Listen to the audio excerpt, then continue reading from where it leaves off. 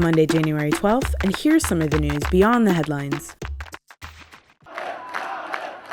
Twin suicide bombings at a cafe in northern Lebanon left at least 9 people dead and dozens more wounded on Saturday. Al-Qaeda-linked Syrian group the Nusra Front has claimed responsibility for the attack in the city of Tripoli. Fighters targeted a neighborhood mainly populated by Alawites, members of a Shia sect of Islam that Syrian President Bashar al-Assad belongs to. Security officials detained 3 people in a nearby district over links to the attackers. Tripoli has been relatively quiet over the past few months, but the city has been the scene of intense clashes and a spillover of the Syrian conflict.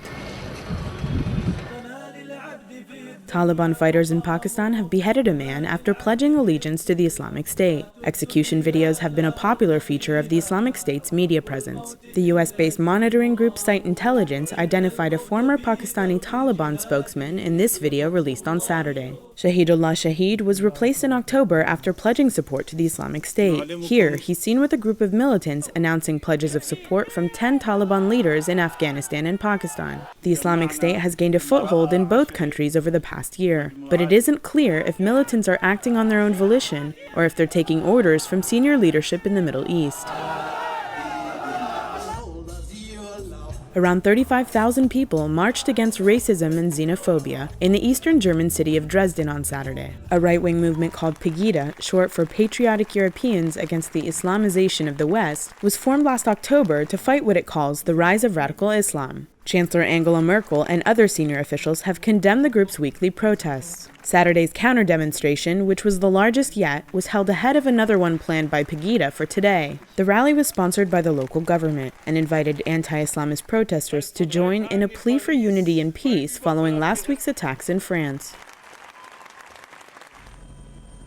Mexico may soon start swapping oil with the U.S. for the first time ever. Last week, state-run oil company Pemex proposed to bring in 100,000 barrels a day from its northern neighbor to increase gasoline production and improve refining. In exchange, the country would send heavy crude over the border for mixing at U.S. refineries. The U.S. bans most exports of unrefined crude, with exceptions such as shipments to Canada. Mexico's oil production dropped for the 10th consecutive year in 2014, and a slump in global prices has hit its oil companies hard, with more than 10,000 layoffs just last week. If finalized, the U.S. deal could extend a lifeline to the Mexican economy.